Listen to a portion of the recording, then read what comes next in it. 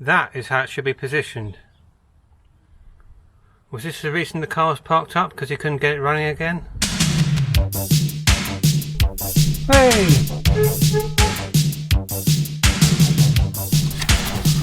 Look at that. It's a little elephant.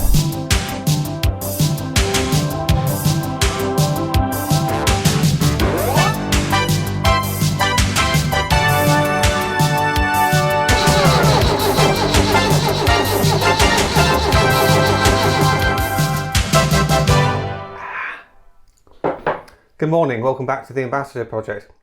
Today guys, I need to look at the carburettor again. I think I've got to the bottom of the problem. Now in the last video when we took it all apart, it all looked a little bit too new inside. It's almost as if someone had been in there before, and they had. The penny dropped. When I bought the car, it came with this workshop manual, and inside, an illustration for the carburettor. So had the previous owner been in there and been tinkering with it and maybe put it back together incorrectly? So I did some Googling. And also the other thing that sent me down this trail was when I was trying to adjust the bridge height, the position of the jet, it wasn't allowing me to wind it down. So I thought, has this been put back together incorrectly? So I did some Googling, I found a picture of the bottom half of the carb, and sure enough the jet was in the wrong position. Here's some footage of when I discovered that. Good morning. Carburettor is off the car again. I just suddenly tweaked after watching a couple of YouTube videos what the problem was. I wasn't able to wind the jet all the way down, and I thought that's a bit strange. It was almost sat proud. I've got to just take that screw out, reposition that, and then you'll see what I was talking about. That is how it should be positioned. Was this the reason the car was parked up? Because matey couldn't figure it? So if anyone takes that apart, that's what it should be like. So after discovering that, I was feeling good about myself. I thought, have we got to the bottom of the problem? So I put it all back together, I put it back on the car, cranked it over a few times. The battery was flat, so I put my boost pack on there, turned the car over, nothing.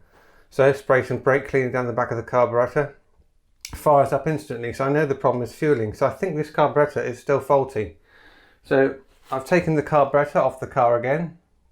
Now I could go down the process of rebuilding this, but what I've done in the meantime is buy something else. Why have I done that? Why didn't I just buy another one of these? Well guys, these are £200 if you can find a decent one, and have £100 in second-hand condition needing an overhaul. So I haven't quite got that sort of money to just chuck at a carburettor when I don't know the state of the rest of the car. So what I bought is this, and I'll show you. Okay, so we've got two completely different carburettors here. This is the HIF unit that's just come off my car. These tend to be favoured by mini enthusiasts, so consequently they're always in demand. That puts the price up. They're quite expensive, new or used. That is the SU carburettor that's actually fit to my Lego. So I've gained another one of these second-hand off eBay. These were fitted to the Maxi 1750 engine. So the jet and the needle should be about the same by comparison to the needle that's in this one. So the fueling should be about right. And these are much more easier to maintain. You have a separate float chamber on the side here rather than housed in the base, so a lot more serviceable. You just take the lid off, there's a float in there similar to what we've got on the base of this one here. So we're going to be fitting this one today guys. Hopefully that'll get the car running, and then we can eliminate the carburettor issue, and we can get on with the rest of the jobs we've got to do, because there's still a lot before this car is ready for the road. So let's crack on.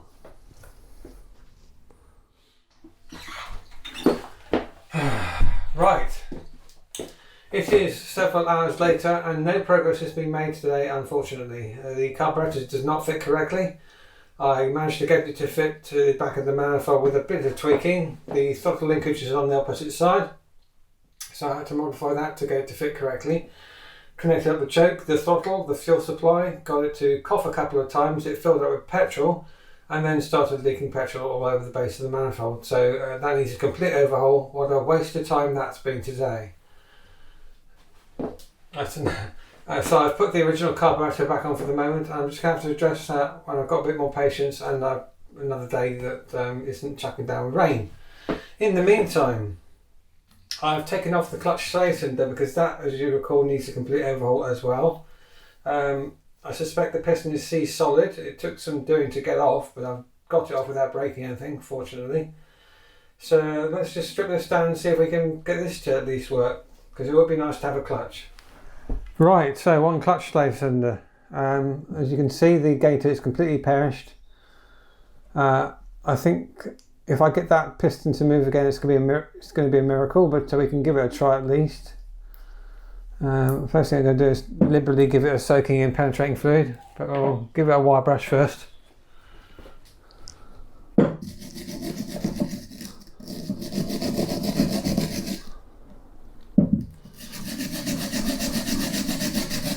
Right, so it looks like we've got some sort of circlip here. Well, it does look like it's a one piece, so maybe I can knock that off with some blunt force. Or losing an eyeball, I don't know.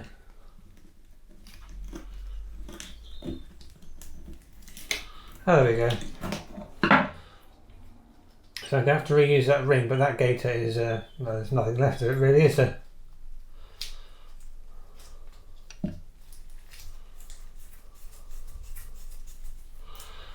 That to one side, we're going to need to use that again.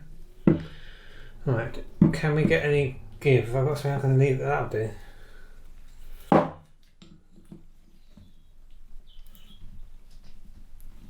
God. Actually, what am I doing? We need to crack this off first, don't we?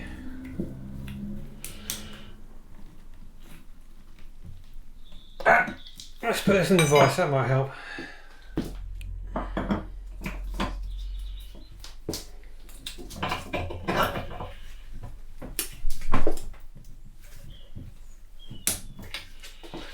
All of the torque. Right.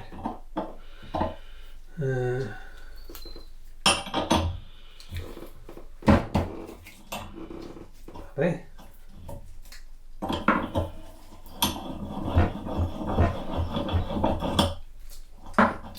Clean those threads up a bit.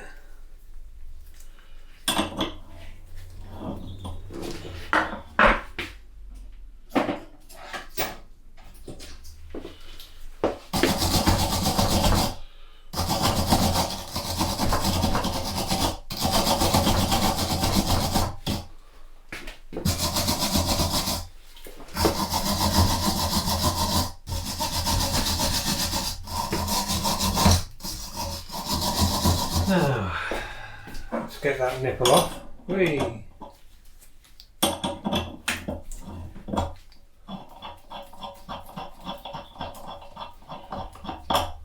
Lovely.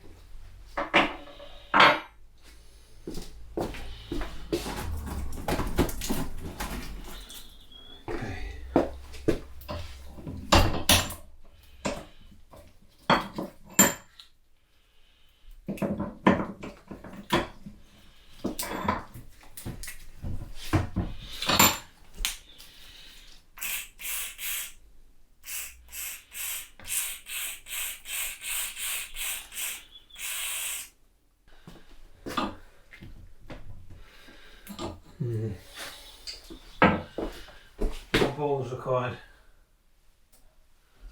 I'm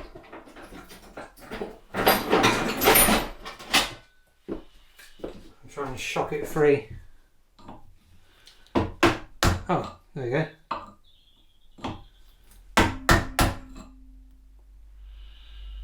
That's gone.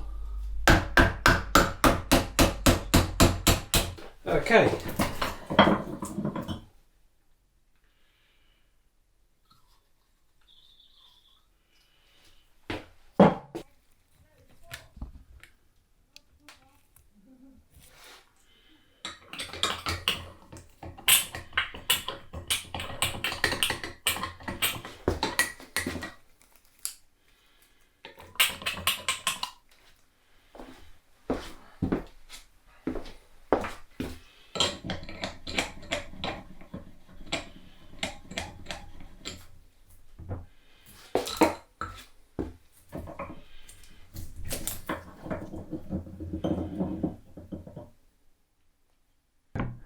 I think with a pick. Oh, that's it, straight away.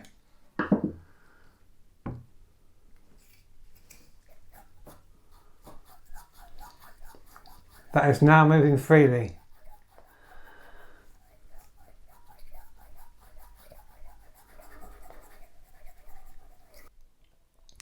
Right, I'm not sure how well you can see this on camera, but that piston is now free and moving. Good times. Obviously we still need to get the piston out because the seal is behind there. So I wonder, if I put something in the back of that like I did a second ago, we might be able to get the piston to come out completely. Let's give it a go. Right, so I can't get the piston to travel any further than this part here. There's no circlip to hold it in, which is a bit odd. So it must just be resistance that's stopping it going past this lip here. What I'm going to do, because I haven't got an airline to push the piston out, that's what you use ideally. I'm going to bolt this back on the car, connect up the hard line, pump the pedal a few times, push fluid through, but without the push rod in the way to act against this, hopefully the piston will then be ejected, and then we can get in here and get the seal kit fitted, because there's no point refitting it without doing it properly. So I can't go any further with this today either. Great. Right, well, some progress was made today, not all good. These things have a habit of going wrong, guys, I'm sure you're aware. I could just stick the car on Marketplace and get rid of it. No, I'm not going to do that, no. Just, these things are sent to trice, as we say. Right, cup of tea time. Thanks ever so much for watching, guys. I shall see you very soon with more content on this lovely car. Take care.